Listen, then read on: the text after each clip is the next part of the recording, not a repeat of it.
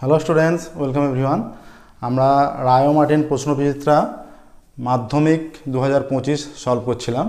মাধ্যমিক 2025-এর জন্য প্রথম 4টে মডেল কোশ্চেন পেপার আমাদের অলরেডি সলভ হয়ে গেছে। আজকে আমরা 5 number model question paper solve করব, পেজ নাম্বার 557-এর। এছাড়া তোমাদের যে কোনো প্রবলেম ক্লাস 9 টু ক্লাস 12 ম্যাথের সম্পূর্ণ সিলেবাস আমাদের কভার করা আছে। আমাদের প্লেলিস্টে গিয়ে যে কোনো প্রবলেম হলে সেখান থেকে দেখতে পারবে। তো আজকে আমরা মডেল কোশ্চেন পেপার 5 সলভ করব। 21টা মডেল কোশ্চেন পেপার আছে, তার মধ্যে আজকে আমাদের 5 নাম্বার পেপারটা সলভ করব। 21টা মডেল কোশ্চেন পেপারই সলভ করে দেবো আমরা। যে শর্ট কোশ্চেন আছে 1 নাম্বার এবং 2 নাম্বার মিলিয়ে যে শর্ট কোশ্চেনগুলো আছে টোটাল 36 নাম্বার একটা পেজের, প্রত্যেকটা পেজে 36 নাম্বার করে আমরা প্রথম সলভ করে দিচ্ছি। তো শুরু করছি, দেখো আজকের ক্লাস মডেল কোশ্চেন পেপার 5। ঠিক আছে, মডেল কোশ্চেন পেপার 5-এর প্রথম কোশ্চেন, ABC এর বিনিয়োগ করা মূলধন অনুপাত 3:4:5। বিনিয়োগ করা মূলধন অনুপাত 3:4:5 এটা দেওয়া আছে। আর আছে বিনিয়োগ সময়ের অনুপাত 6:3:2। 6:3:2। অংশীদারি কারবারের অঙ্ক করেছো যে যখন বলে থাকে যে এ কিছু টাকা 6 মাসের জন্য, বি কিছু টাকা 8 মাসের জন্য নিয়োগগুলো আমরা কী করে থাকি, 1 মাসের হিসেবে মূলধনটা যখন নির্ণয় করি সেটা আমরা সময়টাকে মূলধনের সঙ্গে গুণ করি। তাহলে এখানে যদি এই মূলধনটা 3p 4p এবং 5p টাকা হয়, 3p টাকা 4p টাকা 5p টাকা, আর এটা টাইমটা যদি 6t এত এবং 3t 2t হয়, তাহলে মূলধনটা কীভাবে বেরোবে, গুণ করে নিয়ে তার অনুপাত করলেই হবে। তাহলে আমরা যেটা 1 নম্বর কোশ্চেন এটা, তাহলে ডাইরেক্ট আমরা একটু শর্ট করে গুণ করে অনুপাত করলেই অ্যান্সারটা পাবো। 3 6 18, 4 3 12, 5 10, তাহলে 9:6:5 এইটা আসছে। দেখো 9:6:5 আমাদের অ্যান্সার আসছে। কোন অপশানে আছে এটা? অপশান এতে আছে। তোমাদের বইয়ে দেখো 9:6:5 অপশান এতে আছে। তাহলে অপশান এ 9:6:5। 2-এরটা দেখো, 2-এরটা বলেছে যে a+1x² সমীকরণ আছে। a+1x² plus 2a+2x plus a+1x² 2a+2x plus 3a+4 = 0 plus 3a+4 = 0 এই একটা সমীকরণ। এই সমীকরণের বলছে বীজদ্বয়ের গুণফল 2 হলে বীজদ্বয়ের যোগফল কত হবে। তাহলে বীজদ্বয়ের গুণফলের ফর্মুলা c/a, এটা ca, তাহলে 2 বলে দিয়েছে। তাহলে 3a+4/a+1 = 2। তাহলে 3a+4 = 2 দিয়ে গুণ করলে 2a+2 হয়ে যাবে। তাহলে 3a - 2a = 2 - 4, তাহলে a = -2 আসছে। আচ্ছা, এটা বীজদ্বয়ের গুণফল, তাহলে বীজদ্বয়ের যোগফল কত হবে? 2a+2/a+1, একটা মাইনাস হবে, তাহলে এটা -2 × -2 + 4/-2 + 1, তাহলে হয়ে যাচ্ছে মাইনাস, এটা -4, 2 × -2, এটা +2 আছে, -4 + 2 এটা -1, এটা কেটে যাচ্ছে, তাহলে -2 আসছে। দেখো -2 এলো। কোন অপশান আছে -2? অপশান ডিতে আছে -2। তাহলে অপশান ডি -2 অ্যান্সার। 3-এরটা কি বলছে? 3-এরটা বলেছে এবি একটি বৃত্তের জ্যা, সিওবি বৃত্তের ব্যাস। আচ্ছা দেখো, তাহলে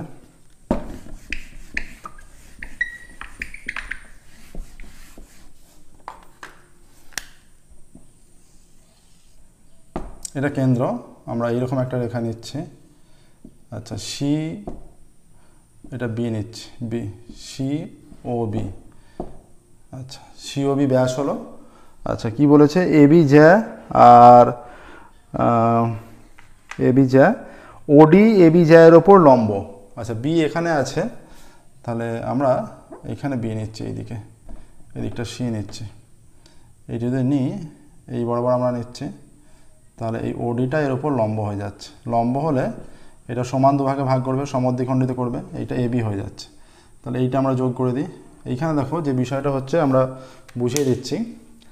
এখানে চাইছে ওডি লম্ব, ওডি কি চেয়েছে, কি বলেছে? ওডি লম্ব 4 সেমি হলে সিএ। আচ্ছা, এইটা চেয়েছে সিএ, ওডি লম্ব 4 সেমি বলেছে। তাহলে এটা কীভাবে বেরোবে?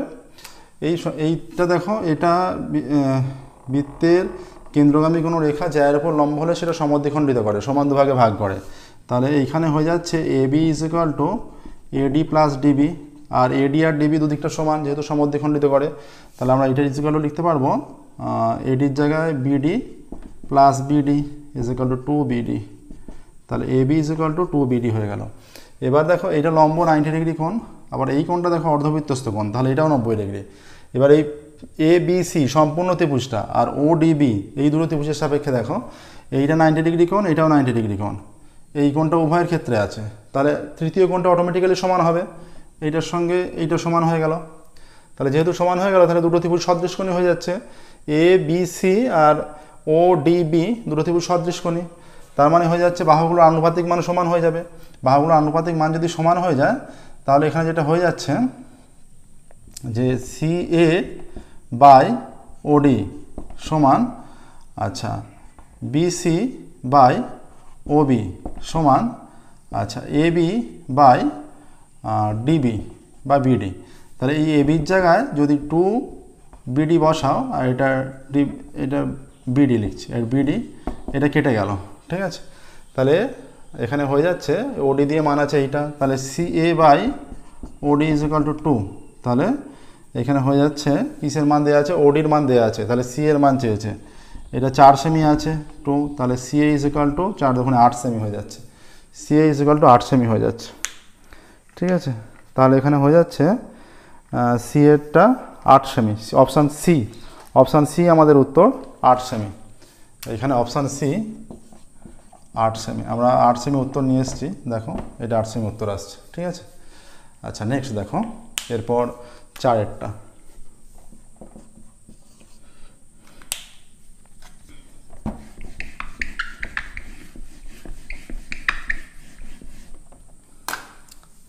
বলছে যে একটি সুষম দশভুজের প্রতিটি অন্তঃকোণের বৃত্তীয় মান। আচ্ছা সুষম দশভুজের প্রতিটি বহিঃকোণের মান কত? প্রথমে প্রতিটি বহিঃকোণের মান হচ্ছে, দশভুজ যেহেতু তাহলে 360 ডিগ্রিকে বাহু সংখ্যা দিয়ে ভাগ করলেই বহিঃকোণ বের হয়, তাহলে বাহু সংখ্যা হচ্ছে 10, তাহলে 36 ডিগ্রি হচ্ছে বহিঃকোণের মান, তাহলে অন্তঃকোণের মান কত? 180 মাইনাস 36, এটা অন্তঃকোণ, তাহলে হয়ে যাচ্ছে 144 ডিগ্রি। এবার আমরা জানি 180 degree equal to pi radian, 1 degree equal to pi by 180, তাহলে পাই বাই 180 ইন্টু 144, এটা কত দিয়ে কাটবে? 4 দিয়ে যদি কাটি 4 45, 4 3 12,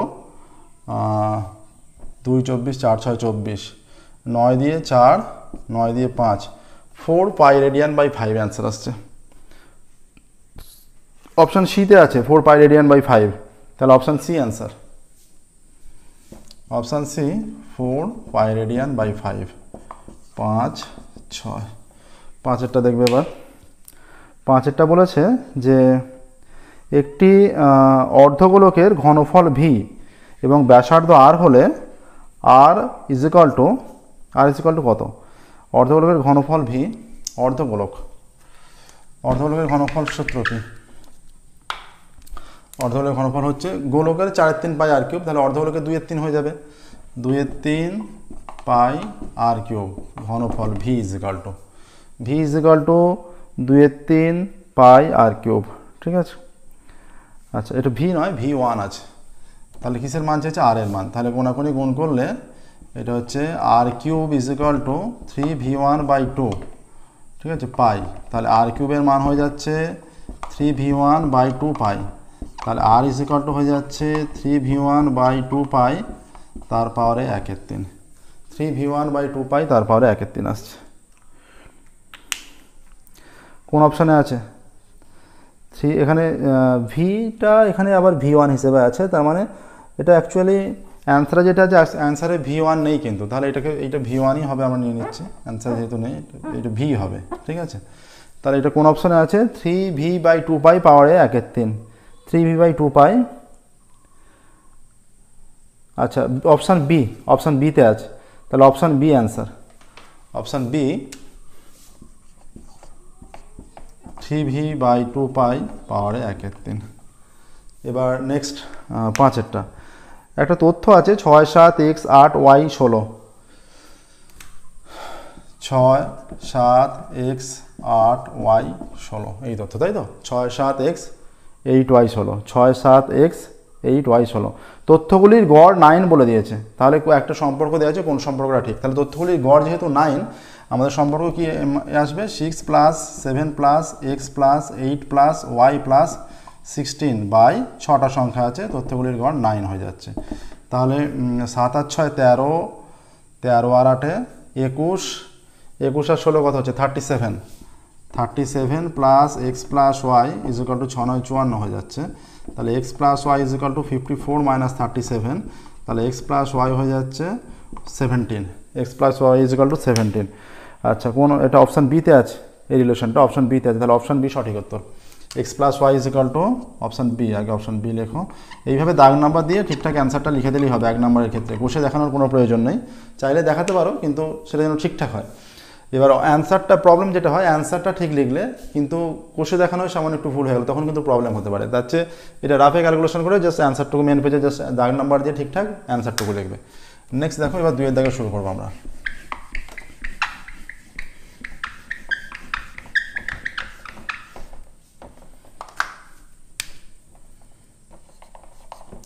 দুইয়ের দাগের কী আছে, 2 এর দাগের শূন্যস্থান পূরণ। এক ব্যক্তি, প্রথমটা, এক ব্যক্তি ব্যাংকে 100 টাকা জমা রেখে 2 বছর পর স্ববৃদ্ধিমূল্যে 121 টাকা পেলেন। বার্ষিক সুদের হার ছিল %, আমরা আর পার্সেন্ট ধরে নিই, 121 টাকা পেলেন।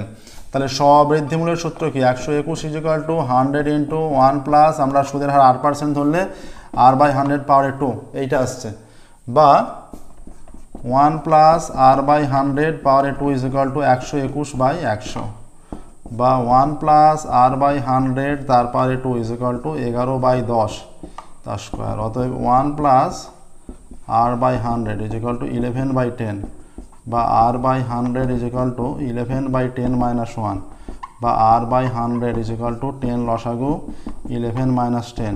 অতএব r/100 ইজ ইকুয়াল টু 1/10, বা r is equal two 1/10 into 100, বা r ইজ ইকুয়াল টু 10 আসছে, আর ইজ ইকুয়াল টু 10 চলে আসছে। দেখো, তাহলে সুদের হার 10%, এটাই অ্যান্সার। এইভাবে ক্যালকুলেশনটা করতে হবে। দেখো, সুদের হার 10%, এই অঙ্কই কিন্তু 2 নম্বরের ক্ষেত্রেও চলে আসতে পারে। ঠিক আছে, এখানে পার্সেন্টটা দেওয়া আছে বইয়ে, তাহলে তোমাকে শূন্যস্থানে শুধু 10 লিখতে হবে। আচ্ছা, 2-এরটা কি বলেছে, a is to b সমানুপাতিক চিহ্ন c is to d হলে a minus b is to a plus b সমানুপাতিক চিহ্ন আছে c minus d is to c plus d হবে সমানুপাতের এই ধর্মকে কি বলা হয়, এই যে যদি ওপরে যোগ a is to b equal to c is to d, যদি a plus b by a minus b, উভয় ডান দিকেও c plus d by c minus d, সেটাকে যোগভাগ প্রক্রিয়া বলা হয়। কিন্তু যদি এইটা হয়ে যায় এখান থেকে যে a minus b by a plus b is equal to c minus d by c plus d, যেটা এখানে দেওয়া আছে, এটাকে ভাগ যোগ প্রক্রিয়া বলা হয়। ঠিক আছে, আগেরটাই প্রথমটা এটা হচ্ছে যোগ ভাগ, তাহলে এটাকে ভাগযোগ প্রক্রিয়া বলা হবে। ঠিক আছে, ভাগযোগ প্রক্রিয়া বলা হয়। তাহলে এই প্রক্রিয়াকে সমানুপাতের ভাগযোগ প্রক্রিয়া বলা হয়। ভাগযোগ, তারপরে শূন্যস্থানের পর প্রক্রিয়া লেখা আছে, তাহলে আমাদের প্রক্রিয়াটা লিখতে হচ্ছে না। একই বৃত্তে 3-এরটা, দুটি চাপ দ্বারা উৎপন্ন বৃত্তস্থ কোণ দুটি সমান হলে চাপ দুটির দৈর্ঘ্য ড্যাশ, চাপ দুটির দৈর্ঘ্য অবশ্যই সমান হবে। ঠিক আছে, তাহলে 3-এরটা হয়ে যাচ্ছে সমান।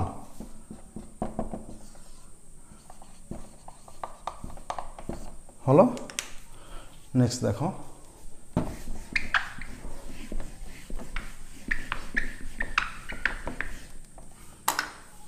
এরপর 4-এরটা কি বলেছে, 4-এরটা বলে দিয়েছে যে সমবাহু ত্রিভুজ এবিসি এর সাইন এবিসি এর মান, একটা সমবাহু ত্রিভুজ যদি হয়, এই সমবাহু ত্রিভুজের কি হয়, এটা এ বি সি, প্রতিটা গণিত 60 ডিগ্রি, সমবাহু ত্রিভুজের এ কোণ 60 ডিগ্রি, বি 60 ডিগ্রি, তাহলে সাইন এবিসি কত, সাইন কোণ এবিসি সমান সাইন 60 ডিগ্রি হয়ে যাচ্ছে, ইজ ইকুয়াল টু √3/2, √3/2 অ্যান্সার।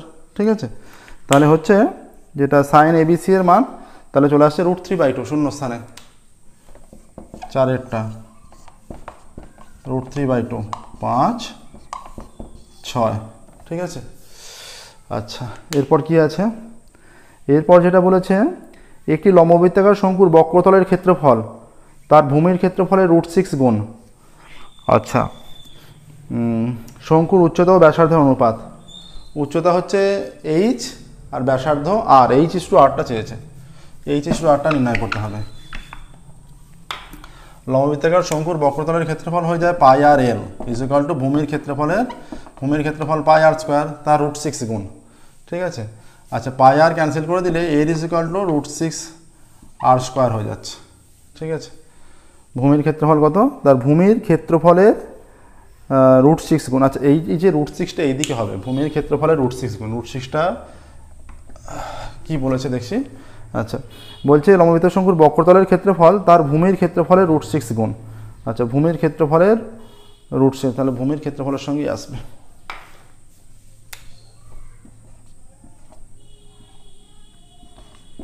তাহলে L² = 6r⁴, ঠিক আছে।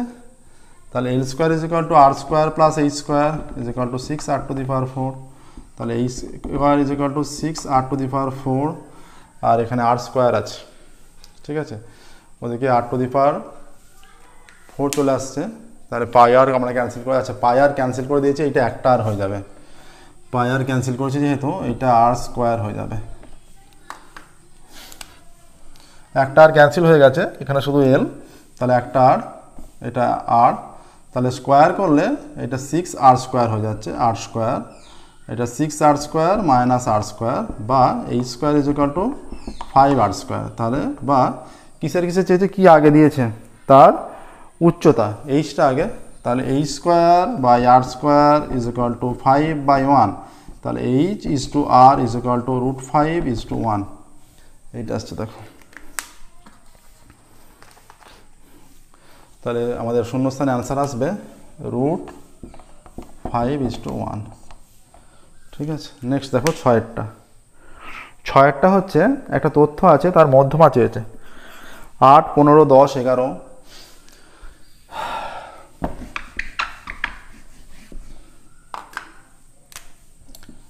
8, 15, 10, 11, তারপরে আছে 7, 9, 11, 13 এবং 16, 7, 9, 11, 13, 16, 1, 2, 3, 4, 5, 6, 7, 8, 9টা, আর এখানে কটা আছে, 1, 2, 3, 4, 5, 6, 7, 8, 9টা। এবার মধ্যমা নির্ণয় করতে হলে আমরা ছোট থেকে আগে বড় সাজিয়ে নিই, সাজালে কি হচ্ছে, সবচেয়ে ছোট 7, তারপরে 8 একবার, 9 একবারই আছে, 10ও একবারই আছে, 11 দুবার আছে, 12 নেই, 13 আছে, 14 নেই, 15 আছে, 16 আছে, 1, 2, 3, 4, 5, 6, 7, 8, 9, তাহলে এইদিকে 4টে সংখ্যা, এদিকে 4টে সংখ্যা, মাঝে কি আছে, 11, তাহলে এখানে মধ্যমা কত হয়ে যাচ্ছে, মধ্যমা 11 হয়ে যাচ্ছে, ঠিক আছে। তাহলে শূন্যস্থানে হয়ে যাবে 11। আচ্ছা নেক্সট দেখো, এবার সত্য মিথ্যা, 3এর দাগের সত্য মিথ্যা নির্বাচন।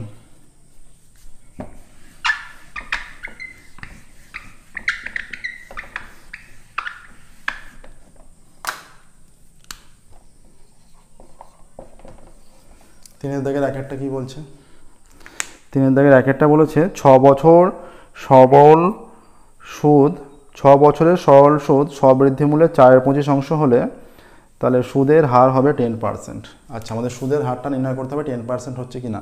আমরা আসল ধরে নিচ্ছি p টাকা, তাহলে সময় 6 বছর, তাহলে সুদ যেটা বলেছে আসলে 4/25, তার মানে এটা হয়ে যাবে 4p/25, 25 = p × r × t, t এর মান 6/100, এইটা হয়ে যাচ্ছে p কেটে দিলাম, তাহলে এটা কেটে গেলে 4 হয়ে যাচ্ছে, অতএব 6r = 4 4 16, 16, r = 16/6, তার মানে এখানে 6r = 4 4 16 ঠিকই আছে, তাহলে 16/6 আসছে, কেটে দিলে 8/3 আসছে, কিন্তু এখানে বলেছে 10%, সুদের হার 10%, তাহলে যে তথ্য দেওয়া আছে সেটা মিথ্যা হচ্ছে, ঠিক আছে। আচ্ছা সুদের হার যদি 10% এখানে হয়ে যাচ্ছে, এটা কেটে দিলে এটা 8/3 চলে আসছে, ঠিক আছে, 8/3, দেখো এটা সুদ p/r/100, এটা কেটে দিয়ে 4 হয়েছে, p কেটে গেছে, 4 4 16, 6r = 16, তাহলে r = 16/6, তার মানে 2 দিয়ে কাটলে 8/3, তাহলে প্রথম তথ্যটাই এখানে বইয়ে বলা আছে মিথ্যা, সেই কারণে বইয়ে বলা আছে 10%, তাই মিথ্যা হয়ে গেল, বইয়ে বলা আছে 10%, তাই মিথ্যা হচ্ছে। নেক্সট দেখো যেটা বলেছে যে দুটি অনুবন্ধীকরণে যোগফল সর্বদা মূলদ হবে, দুটি অনুবন্ধীকরণের যোগফল সর্বদা মূলদ হবে, এটা সত্য। দুটি অনুবন্ধীকরণের রুটের মানটা প্লাস মাইনাসে কেটে যায়, হ্যাঁ, তাহলে এটা সত্য বলেছে, সত্য দেওয়া সত্য হবে। আচ্ছা নেক্সট দেখো ABCD বৃত্তস্থ চতুর্ভুজের BAD কোণ 75, চিত্র অঙ্কন করছি, দেখো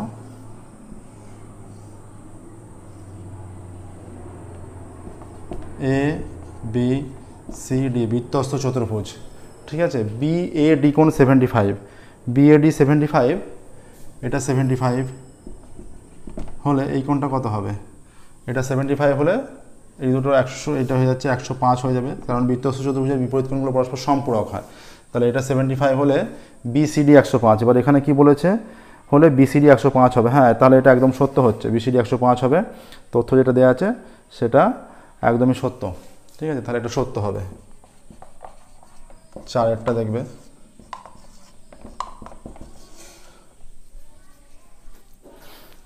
যে আছে sec theta plus tan theta is equal to half বলা আছে, তাহলে sec theta minus tan theta কত? দেখো আমরা কি জানি? আমরা জানি এখানে যে আমরা জানি sec square theta minus tan square theta সমান 1। এটাকে আমরা যদি সূত্র ফেলি, এটা a স্কোয়ার, এটাকে b স্কোয়ার ভাবো, a plus B into a minus B যদি সূত্র ফেলি, যে এটা হয়ে যাচ্ছে sec theta plus tan theta into sec theta minus tan theta is equal to 1। তাহলে হয়ে যাচ্ছে যেটা sec theta plus tan theta half, তাহলে এটা half into sec theta minus tan theta is equal to 1। তাহলে sec theta minus tan theta is equal to 2 হয়ে যাচ্ছে। sec theta minus tan theta is equal to 2। এখানে কি দেওয়া আছে? যে sec theta plus tan theta half হলে sec theta minus tan theta 2 হবে, তাহলে এটা সত্য হচ্ছে, ঠিক আছে। তথ্য যেটা দেওয়া আছে সেটা সঠিক আছে, সত্য। নেক্সট দেখো পরবর্তী, এরপর কি বলেছে? এরপর বলা আছে একটি ঘনকের প্রতিধারের দৈর্ঘ্য অর্ধেক করা হলে ঘনকের আয়তন প্রথম ঘনকের 1/3 হবে। ঘনকের বাহুর দৈর্ঘ্য মনে করো a একক। ঘনকের বাহুর দৈর্ঘ্য যদি a একক হয়ে যায়, ঘনকের বাহুর দৈর্ঘ্য মনে করো a একক। ঘনকের বাহুর দৈর্ঘ্য a একক হয়ে গেলে তার আয়তন কত? a কিউব ঘন একক। এবার তার বাহুকে যদি ধারটাকে অর্ধেক করা হচ্ছে, a/2 একক হচ্ছে, তার আয়তন কত হচ্ছে? a/2 তার কিউব, তার মানে a কিউব বাই 8 ঘন একক হচ্ছে। a কিউব বাই 8, এইটা এই a কিউবের 1/8 অংশই হচ্ছে। তাহলে যে তথ্যটা দেওয়া আছে আয়তন তার প্রথম ঘনকের আয়তন 1/8 অংশ হবে, তাহলে এটা একদমই সত্য হচ্ছে, ঠিক আছে। এবার দেখো শেষেরটা 6-এর,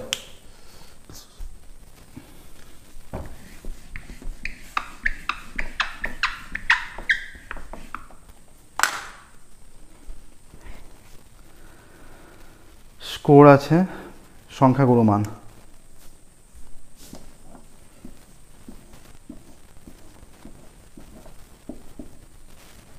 এটা স্কোর বলেছে, আর শিক্ষার্থীর সংখ্যাগুরু মান চাইছে, বলছে সংখ্যাগুরু মান 3, 1 2 3 4 5। এখানে আছে 1 2 3 4 5, 1 2 3 4 5 করে আছে, আর 3 6 4 7 5, 3 6 4 7 5 এইটা আছে, 3 6 4 7 5। তাহলে বলেছে এইটা সংখ্যাগুরু মান কোনটা? এটা শিক্ষার্থীর সংখ্যা। তাহলে যে স্কোর করেছে এখানে, এই যে স্কোরটা সবচেয়ে বেশি এইটা শিক্ষার্থী, এটা যেহেতু শিক্ষার্থী, তাহলে সবচেয়ে বেশি স্কোর করেছে এই যে 7 জন, 4 স্কোর করেছে 7 জন, ঠিক আছে। তাহলে এখানে সংখ্যাগুরু মান কত হয়ে যাচ্ছে? 4 হয়ে যাচ্ছে। সংখ্যাগুরু মান এক্ষেত্রে 4 হচ্ছে, কিন্তু এখানে কত বলা আছে? সংখ্যাগুরু মান 3, তাহলে এটা মিথ্যা,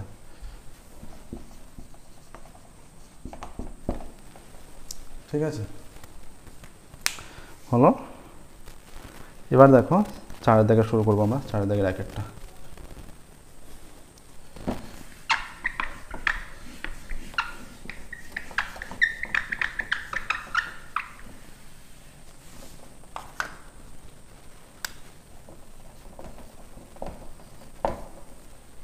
চার দাগের একের কি বলেছে? 1 বছরের সরল সুদ 50 টাকা, 2 বছরের চক্রবৃদ্ধি সুদ 102 টাকা হলে আসল কত? ধরি আসল, এগুলো 2 নম্বরের কোশ্চেন কোর্সে দেখাতে হবে, ঠিক আছে। ধরি আসল সমান পি টাকা, ঠিক আছে। আচ্ছা, সরল সুদের ক্ষেত্রে সরল সুদ সমান 50 টাকা, সময় 1 বছর। অতএব আমরা পাচ্ছি 50 ইজ ইকুয়াল টু পি, ধরি সুদের হার, ধরি সুদের হার সমান R%। অতএব পি ইন্টু আর ইন্টু 1 বছর টি বাই 100। তাহলে পি আর সমান কত হচ্ছে? পি আর হয়ে যাচ্ছে 50 ইন্টু 100 বা p r is equal to 5000, 5000। ঠিক আছে, এবার দেখো বলছে যে এবার চক্রবৃদ্ধি সুদের সময়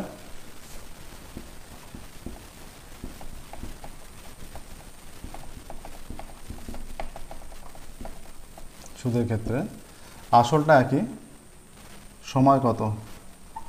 সময় সমান 2 বছর। আর চক্রবৃদ্ধি সুদ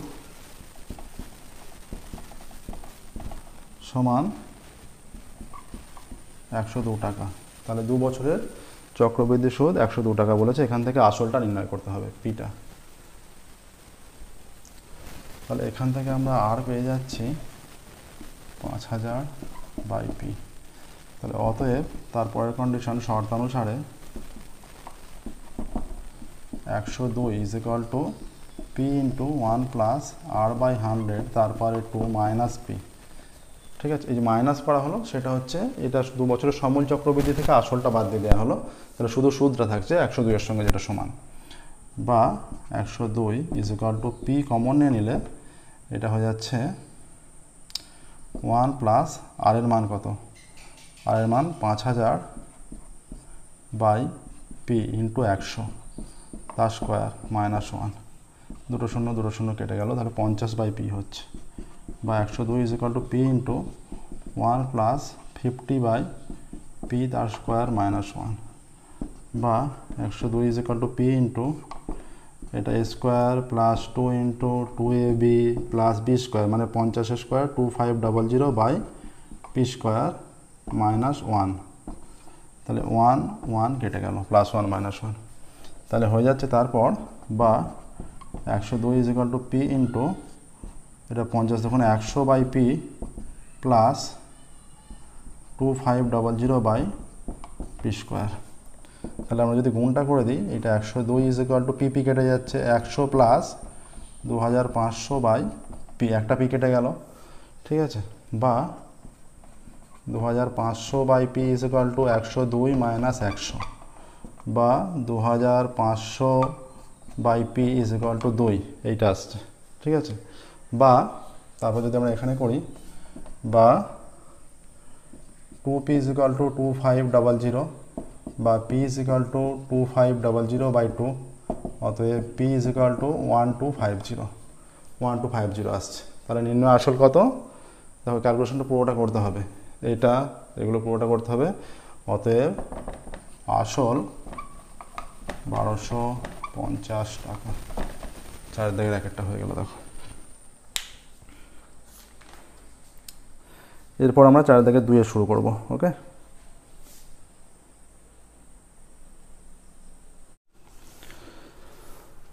বলেছে কোনো এক ব্যবসায় এ এর মূলধন বি এর মূলধনের 1.5 গুণ, ওই ব্যবসায় বৎসরান্তে বি 1500 টাকা লাভ্যাংশ পেলে এ কত লাভ্যাংশ পাবে?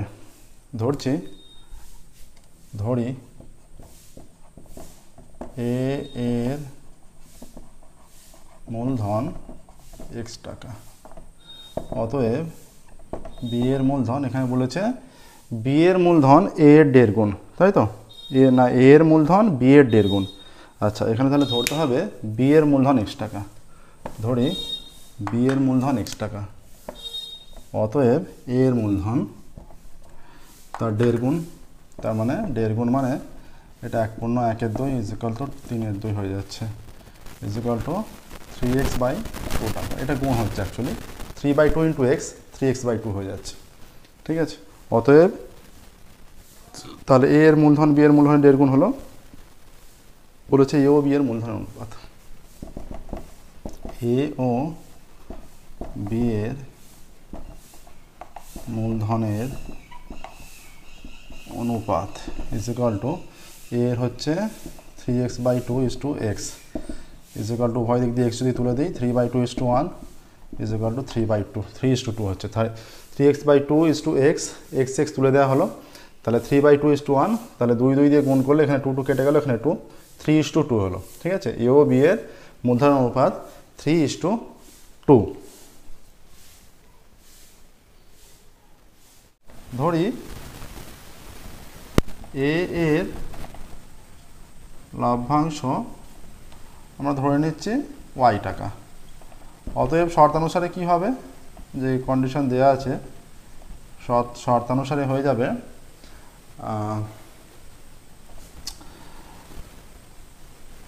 এখানে কে পাচ্ছে 1,500 টাকা, এখানে 1,500 টাকা বি পাচ্ছে, তাহলে এর ওয়াই, তাহলে y is to 1500 is equal to 3:2, বা y by 1500 is equal to 3/2, বা 2y is equal two 1500 into 3, বা y is equal two 1500 into 3/2।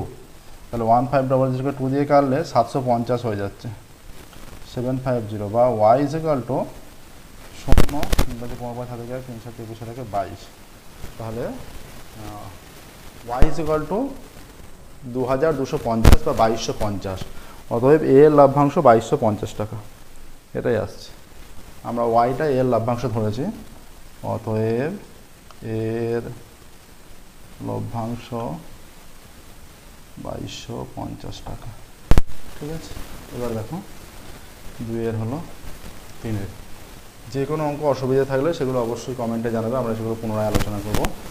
আমাদের চ্যানেলটা অবশ্যই সাবস্ক্রাইব করবে এবং নোটিফিকেশন অন করবে, প্রত্যেকদিন আমাদের নতুন ক্লাস পাবলিশ করা হয়। এবার 3 এরটা দেখো।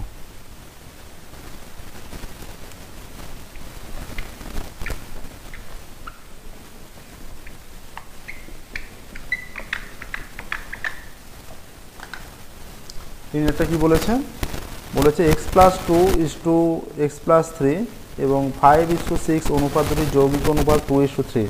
তাহলে x+2 x+3, তাহলে x+2 x+3 এবং x+2 x+3 এবং 5:6 অনুপাত দুটি যৌগিক অনুপাত, এবং 5:6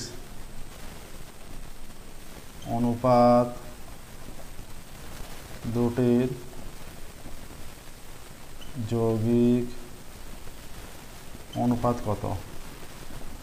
5 ইন্টু x+2 6 ইন্টু x+3। এবার এখানে যৌগিক অনুপাতটা এটা আমরা নির্ণয় করছি, আবার যৌগিক অনুপাতটা বলে দেওয়া আছে। প্রদত্ত যৌগিক অনুপাত 2:3, প্রদত্ত যৌগিক অনুপাত ইজ ইকুয়াল টু 2:3। অতএব শর্তানুসারে 5 into x+2 6 into x+3 is equal to 2:3। ঠিক আছে, বা 5 into x+2 by 6 into x+3 is equal to 2/3, বা এটা গুণ করে দিলে 15 into x+2 is equal two 6 দুগুণে 12 ইন্টু x+3, বা 15x প্লাস 15 দুগুণে 30 is equal two 12x plus 3 12 36, বা 15x minus 12x is equal two 36 minus 30, বা 3x ইজ ইকুয়াল টু 6, বা x ইজ ইকুয়াল টু 6/3, বা x ইজ ইকুয়াল টু 2 আসছে। কি চেয়েছে এখানে? এখানে বলছে x এর মান কত, তাহলে x এর মান 2, এটা 3, হ্যাঁ 6/3 এটা।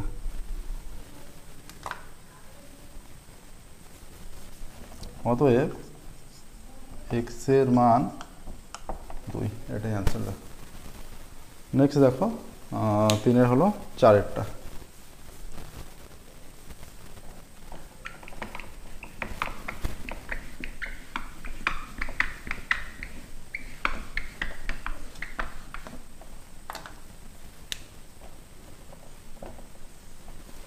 চারের কি বলেছে দেখি। চারের অঙ্ক এখানে বলেছে যে কে এর মান কত হলে 6x² plus x plus K is equal two 0 সমীকরণ দ্বয়ের বর্গের সমষ্টি 25/36 হবে। সমীকরণটা কি আছে? কে 6x² plus x plus K, 6x² plus x plus K is equal two 0। ধরি এই সমীকরণের ধরি এই সমীকরণের বীজদ্বয়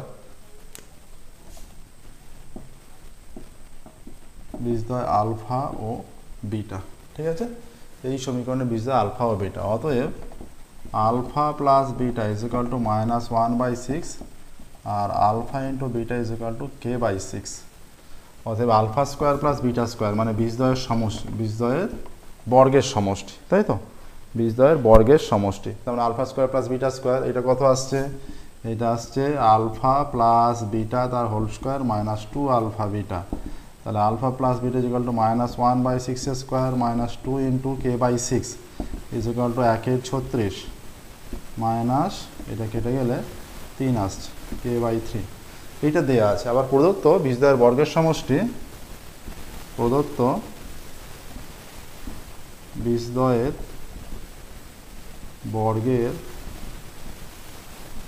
সমষ্টি, প্রদত্ত বীজদ্বয়ের বর্গের সমষ্টি 25/36।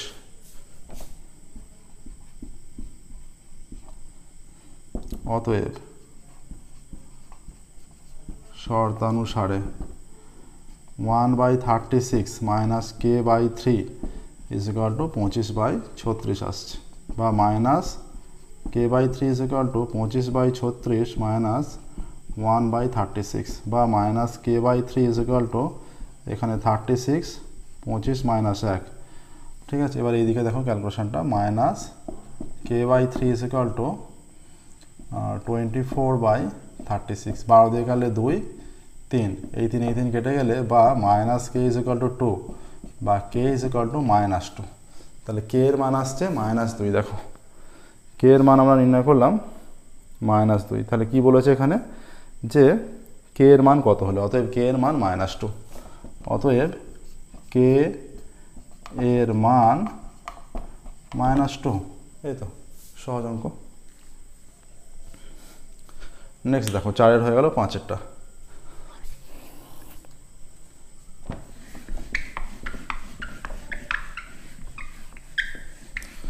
ক্লাস 9 টু ক্লাস 12 গণিতের তোমাদের সিলেবাসের সম্পূর্ণ সমাধান আমাদের প্লেলিস্টে পাবে। যে কোনো প্রবলেম হলে আমাদের প্লেলিস্টে গিয়ে দেখে তোমাদের প্রবলেম সলভ করতে পারবে, ঠিক আছে। আচ্ছা 5 20 সেমি এবং 12 সেমি ব্যাস বিশিষ্ট দুটি এক কেন্দ্রীয় বৃত্তের বৃহত্তর বৃত্তটির একটি যে অপর বৃত্তের স্পর্শক হলে মানে ক্ষুদ্রতর বৃত্তের স্পর্শক, যাটির দৈর্ঘ্য কত? ঠিক আছে, দেখো এই বৃত্তটা এর ব্যাস মনে করো 20 সেমি, এই বৃত্তটা এর ব্যাস মনে করো 12 সেমি। তাহলে এটা কেন্দ্র হলে এটা হচ্ছে 20 সেমি, ঠিক আছে। আচ্ছা মনে করো এই বরাবর বৃত্তের একটা স্পর্শক আছে, ছোট বৃত্তের স্পর্শক, এটা বড় বৃত্তের যায়, এটা কেন্দ্র, এর উপর লম্ব হতে পারে, এটা হচ্ছে ব্যাসার্ধ হয়ে যাবে। ও কেন্দ্র A B C D E. আচ্ছা এখান থেকে আমরা ও কমা সি যোগ করে দিচ্ছি। ধরা যাক ও কেন্দ্রবৃত্তের এবি ব্যাস এবং ধরা যাক ও কেন্দ্রীয় বড় বৃত্তের এবি ব্যাস, হ্যাঁ। অতএব এবি সমান কত হয়ে যাচ্ছে? এবি সমান হয়ে যাচ্ছে 20 সেমি।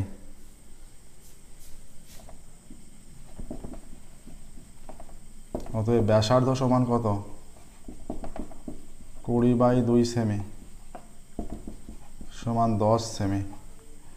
অতএব ওএ সমান ওবি সমান ওসি সমান 10 সেমি আসছে। ওএ সমান ওবি সমান ওসি সমান 10 সেমি আসছে। আচ্ছা এবার ও কেন্দ্রীয়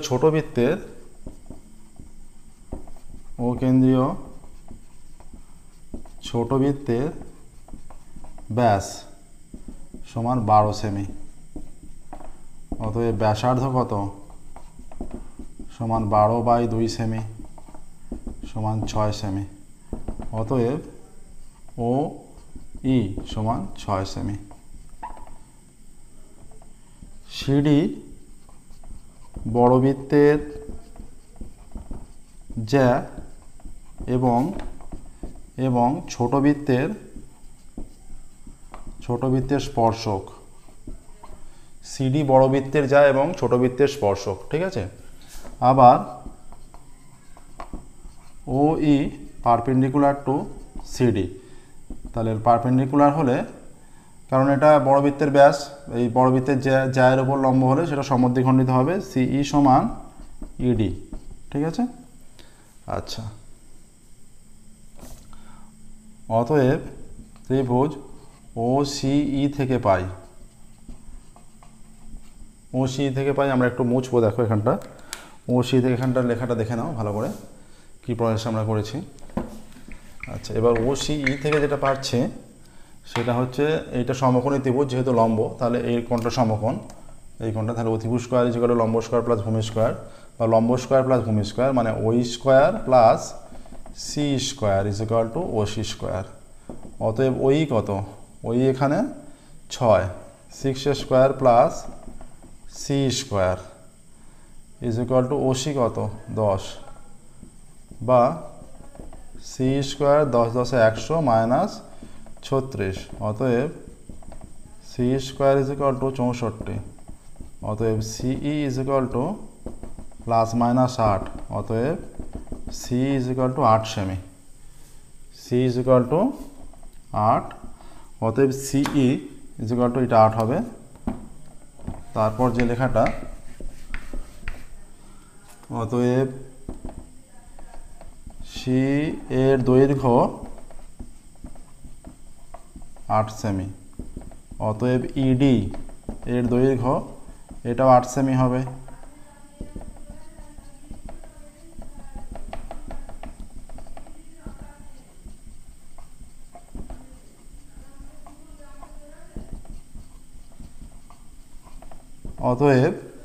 অতএব এখানে হয়ে যাচ্ছে এটা, যেটা সিডি যেটা বড় বৃত্তের জ্যা, সেটা ছোট বৃত্তের স্পর্শক, ঠিক আছে।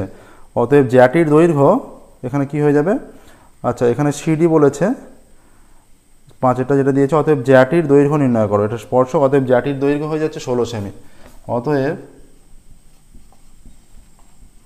জ্যাটির দৈর্ঘ্য 16 সেমি। 5-এরটা নেক্সট দেখো, 6-এরটা, এটা প্রসেসটা দেখে নাও ভালো করে। নেক্সট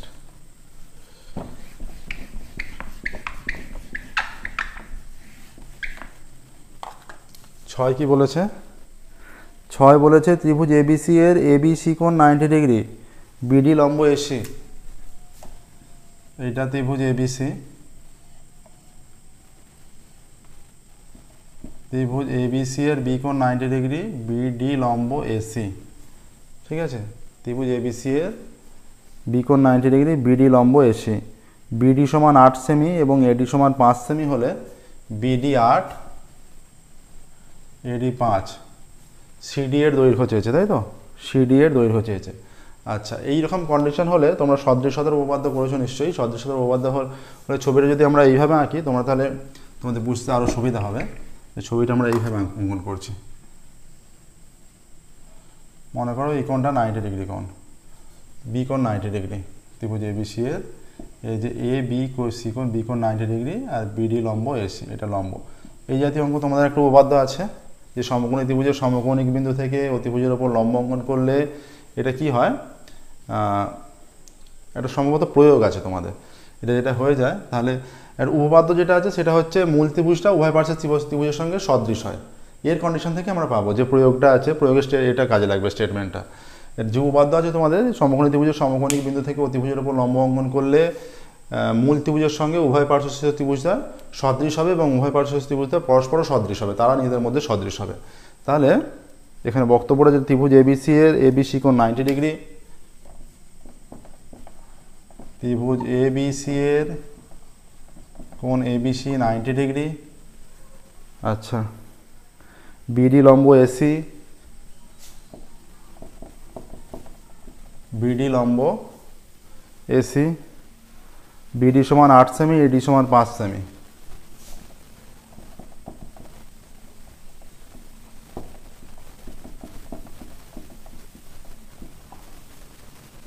এইটা 8, এইটা 5।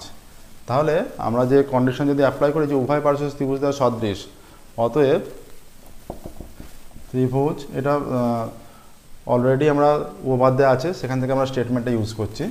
এবিডি ত্রিভুজ বিসিডি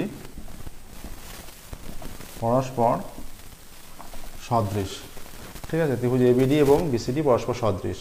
তাহলে আমরা যে কন্ডিশন অ্যাপ্লাই করব এখানে, যে এই কোণের এই ত্রিভুজের এবিডিটা আগে নিচ্ছি, এই কোণের বিপরীত বাহু হচ্ছে এডি বাই এর সঙ্গে এই কোণ সমান হয় বিডি। এবার এই ত্রিভুজের এই কোণের বিপরীত বাহু হচ্ছে বিডি, এর সঙ্গে কোণটা সমান, এইটা সমান, এর বিপরীত বাহু সিডি। অতএব যে মানগুলো জানি আমরা প্রয়োগ করি, এডি হচ্ছে 5, বিডি 8, এটা সিডি। অতএব 5CD ইজ ইকুয়াল টু 64, বা সিডি ইজ ইকুয়াল টু 64/5, বা সিডি সমান 5 একে 5, 1 14, 5 দুগুণে 10, 4 5 8 40, 80, 12.80 হয়ে যাচ্ছে। ঠিক আছে, তাহলে সিডি বাহু দৈর্ঘ্য 12.8 সেমি, সিডি বাহু দৈর্ঘ্য চেয়েছে, তাহলে সিডি এর দৈর্ঘ্য, অতএব সিডি এর দৈর্ঘ্য 12.8 সেমি, সিডি এর দৈর্ঘ্য 12.8 সেমি। দেখো নেক্সট, দেখো 7এরটা।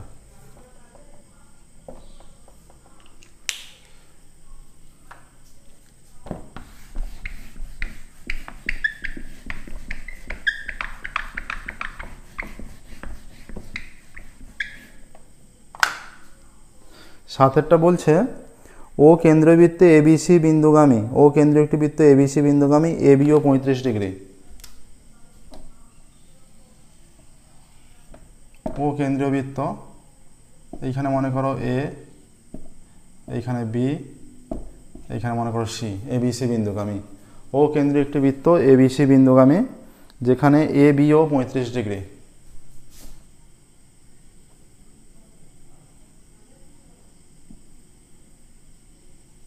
এইটা একটা ত্রিভুজ হচ্ছে, এইটা 35। আর কি বলেছে দেখি, আর বলা আছে এসিও 45, এসিও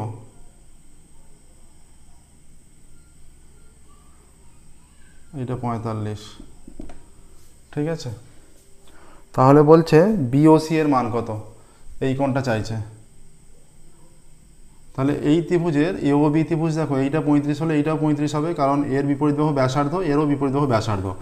বৃত্তের ব্যাসার্ধগুলো সমান সমান বাহু, তাহলে দুটো সমান বাহু, তার বিপরীত কোণও সমান হবে, তাহলে এইটাও 35 হয়ে গেল।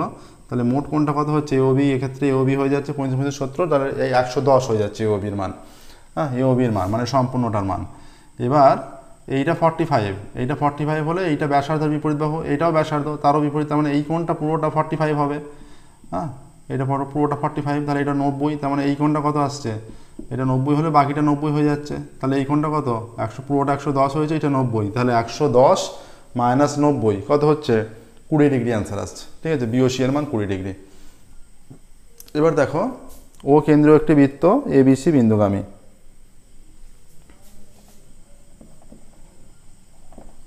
ও কেন্দ্রীয় একটি বৃত্ত এ কমা বি কমা সি বিন্দুগামী। ঠিক আছে, আচ্ছা, কোণ এ বি ও সমান 35, কোণ এ বি ও সমান 35 ডিগ্রি। অতএব ত্রিভুজ এ বি ও এর ও এ সমান ও বি, কারণ একই বৃত্তের ব্যাসার্ধ, একই বৃত্তের ব্যাসার্ধ, তাহলে অতএব এ বিও সমান ও এ বি 35 ডিগ্রি। অতএব কোণ A O B is equal to 180 minus 35 plus 35, 180 minus 70 is equal to 110 হয়ে যাচ্ছে পুরোটা। এ ও বি এর মান 110 হয়ে যাচ্ছে। আবার কোণ এ সিও 45, অতএব ত্রিভুজ ACO এর OA সমান OC, কারণ একই বৃত্তের ব্যাসার্ধ। ঠিক আছে, অতএব ACO দেওয়া আছে, তাহলে OAC কত হবে? এটাও 45 হবে। অতএব কোণ AOC এর মান কত হবে? 180 minus 45 plus 45 is equal to 180 minus 90, অতএব 90 ডিগ্রি। অতএব কোণ BOC সমান কত? কোণ BOC সমান কোণ AOB মাইনাস কোণ AOC, এইটা 110 minus 90 is equal two 20 degree, 20 degree আসছে। অতএব কোণ BOC এর মান, অতএব কোণ BOC এর মান উত্তর লিখবে, অতএব কোণ BOC এর মান 20 ডিগ্রি, এটা স্টেটমেন্ট হবে। ঠিক আছে, কোণ BOC এর মান 20 ডিগ্রি হলো 7এরটা। নেক্সট দেখো, এবার 8এরটায় যাব।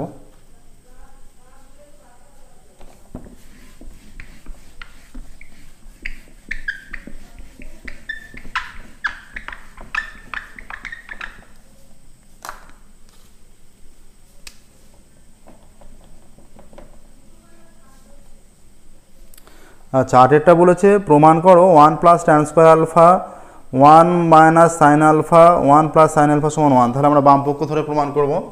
এটা বাম পক্ষ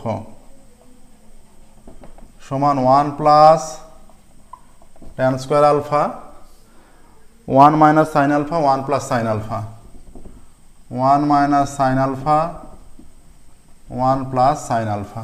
ঠিক আছে, এইটা আছে ইজ ইকুয়াল টু, আমরা জানি sec square alpha minus tan square alpha is equal to 1, তাহলে sec square alpha is equal to 1 plus tan square alpha, তাহলে এটা সেক স্কোয়ার আলফা হয়ে যাচ্ছে।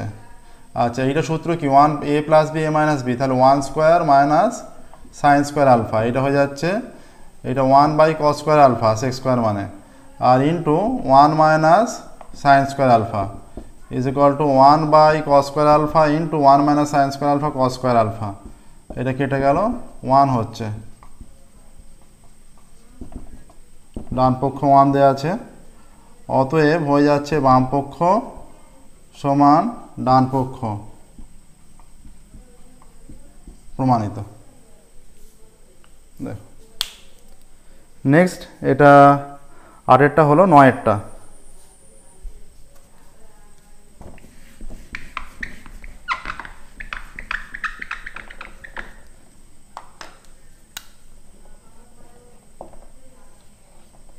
নয়েরটা কি বলেছে? 9 বলেছে সেক 4a is equal to cosec a minus 20 হয়, তাহলে 4a ধনাত্মক সূক্ষ্মকোণ এর মান নির্ণয় করো।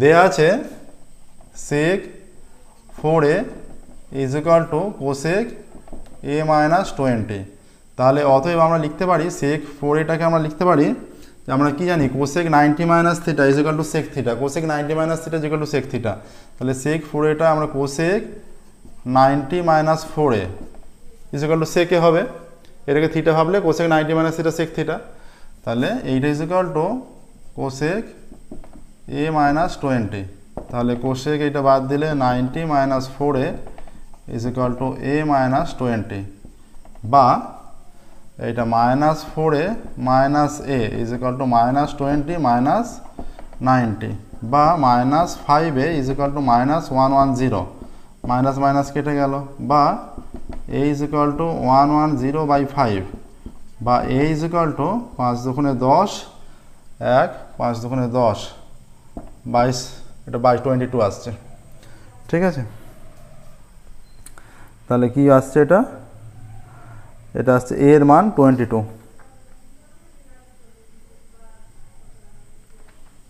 অতএব a এর মান 22 ডিগ্রি, এর মান 22 ডিগ্রি। নেক্সট দেখো, এটা 9 হয়ে গেল, 10এরটা।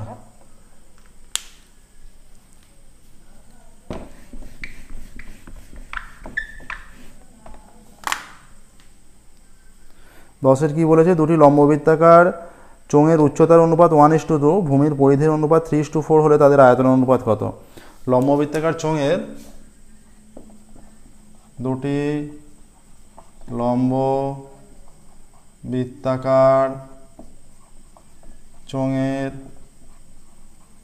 উচ্চতার অনুপাত 1:2। দুটি লম্ব বৃত্তাকার চোঙের উচ্চতার অনুপাত 1:2। আর ধরি এবং দুটি লম্ব বৃত্তাকার চোঙের ভূমির পরিধির অনুপাত, ভূমির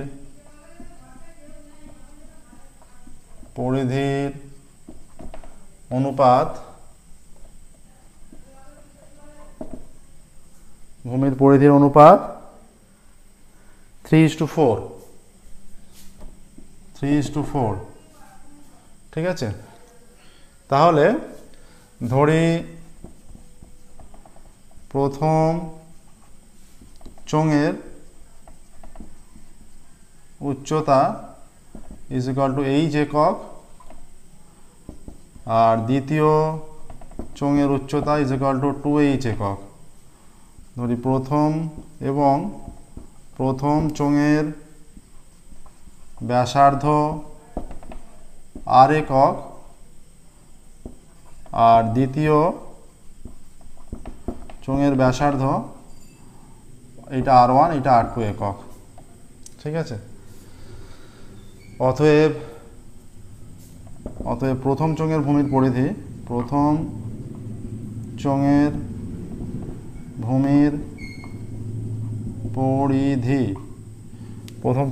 পরিধি পাই r1² এত বর্গ একক সমান, আর দ্বিতীয়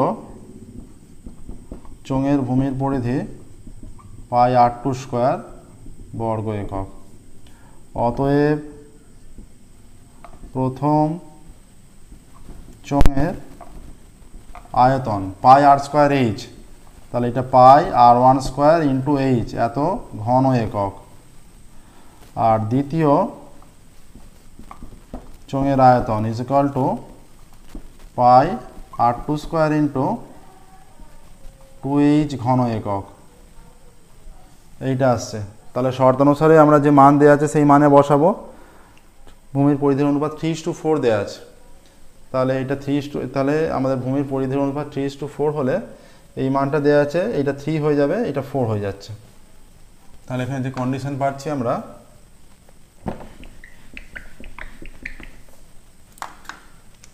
অতএব পাই r1² = পাই r2² = 3:4। অতএব পাই r1² বাই পাই r2² = 3/4। তাহলে অতএব আয়তনের অনুপাত কত হচ্ছে? অতএব চোঙ দুটির আয়তনের অনুপাত পাই r1² h = পাই r1² 2h।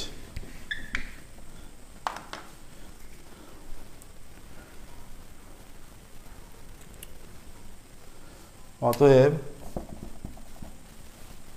চোঙ দুটির আয়তনের অনুপাত pi r1² h by pi r2² into 2h। তাহলে পাই r1² বাই পাই r2² এর জায়গায় আমরা 3/4 বসিয়ে দিই, h কেটে দিই, 1 ইন্টু 2 আসছে = 3/8। অতএব আয়তনের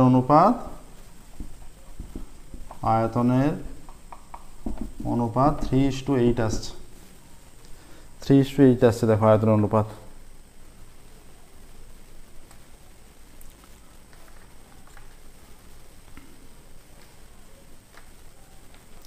আচ্ছা দেখে নাও একবার, এটা আমরা ক্যালকুলেশন করেছিলাম, বলেছে যে উচ্চতার অনুপাত 1:2, তাহলে উচ্চতা যদি পাই r²h, তাহলে h1/h2 আমরা যদি পাই h1 এটা একবার আরও শর্টেও করা যাবে। তাহলে h1/h2 এর জায়গায় h2 যদি নর্মাল ধরে নিতে 1/2 হতো, আর চোঙ এটা যেহেতু লম্ববৃত্তাকার চোঙ, তাহলে পাই r²h ফর্মুলা হয়। তাহলে ভূমির পরিধির অনুপাত 3:4 হলে এটা দেখো, এটা একটা বিষয় নির্ণয় করা আছে, ভূমির পরিধির অনুপাত 3:4। এটা পরিধির অনুপাত বলেছে, কিন্তু আমাদের যেটা হয়েছে, আমরা যেটা করেছি, এটা আমরা আয়তনের অনুপাত নির্ণয় করেছি। এইখানে গন্ডগোলটা হয়ে গেছে। ভূমির পরিধির অনুপাত বলেছে, কিন্তু আমরা আয়তনটা ক্ষেত্রফল নির্ণয় করেছি। তাহলে যেখানে আমরা এইটার জায়গায় এই যে পাই এই আয়তন নির্ণয় করার কোনো দরকার নেই, এই জায়গাটা পরিধি লিখবে। হ্যাঁ, পরিধি, যেটা আমরা পরিধি নির্ণয় করে আয়তন লিখেছিলাম সেটা পরিধি লিখবে। তাহলে এখান থেকে হয়ে যাবে, এটা আমরা একটু মুছবো, দেখো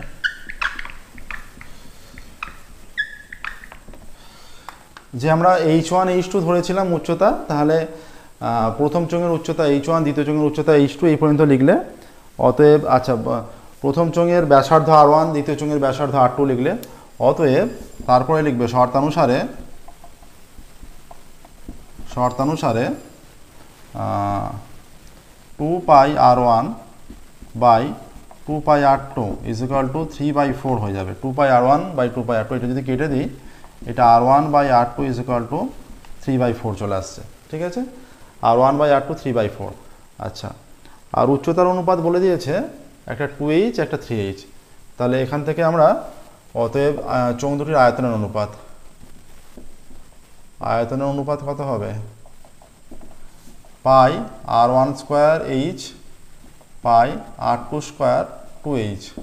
তাহলে পাই কেটে গেল, h কেটে গেল, r1 by r2 whole square into half. তাহলে এটা 3/4 এর স্কোয়ার ইন্টু হাফ, তাহলে 9/16 into half is equal to 9/32। এইটা আসছে দেখো। তাহলে আয়তনের অনুপাত হচ্ছে 9:32। অতএব আয়তনের অনুপাত নির্ণেয়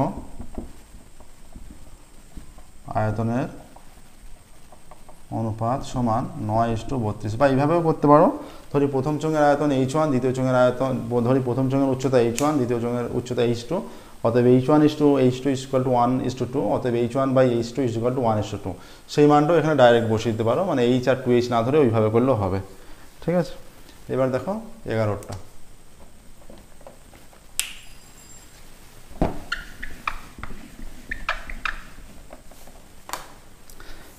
বলেছে যদি HCV যথাক্রমে একটি শঙ্কুর উচ্চতা, বক্রতলের ক্ষেত্রফল এবং আয়তন হয়, তাহলে HCV শঙ্কুর উচ্চতা, বক্রতলের ক্ষেত্রফল এবং আয়তন, HCV যথাক্রমে শঙ্কুর উচ্চতা,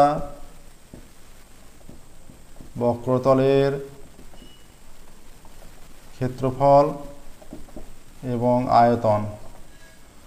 অতএব C ইজ ইকুয়াল টু বক্রতলের ক্ষেত্রফল পাই আর এল এত বর্গ একক, V is equal to 1/3 pi r square এল।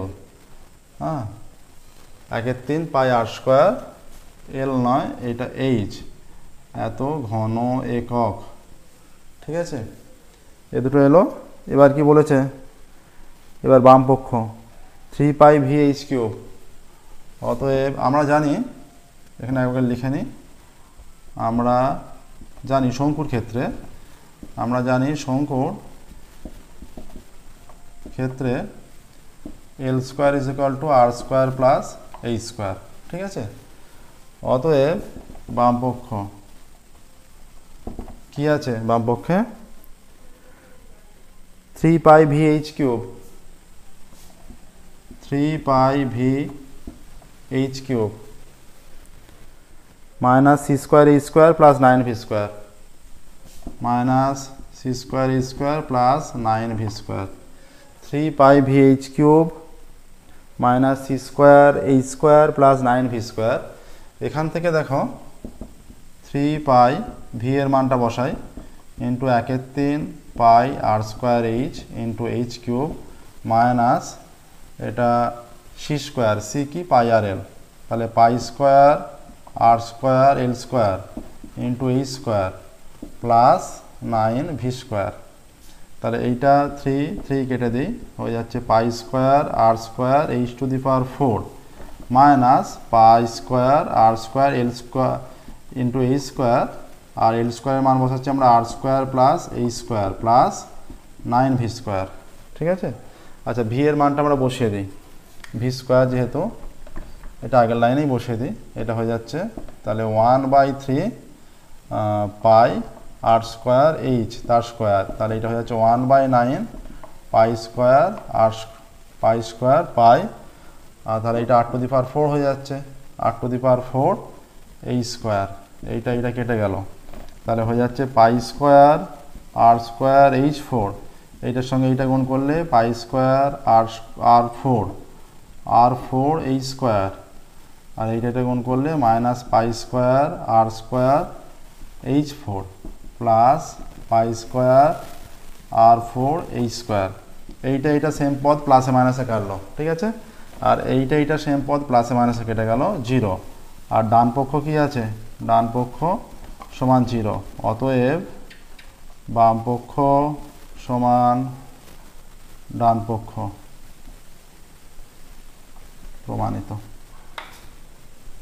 ঠিক আছে, এবার দেখো শেষের অঙ্ক একদম।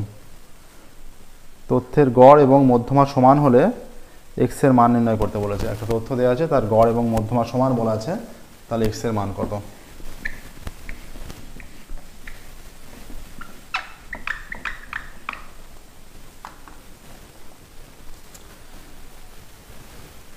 ছয়, 8, 10, 12, 13 এক্স। 6, 8, 10, 12, 13 এক্স, এই তথ্যটা আছে, ঠিক আছে। এই তথ্যের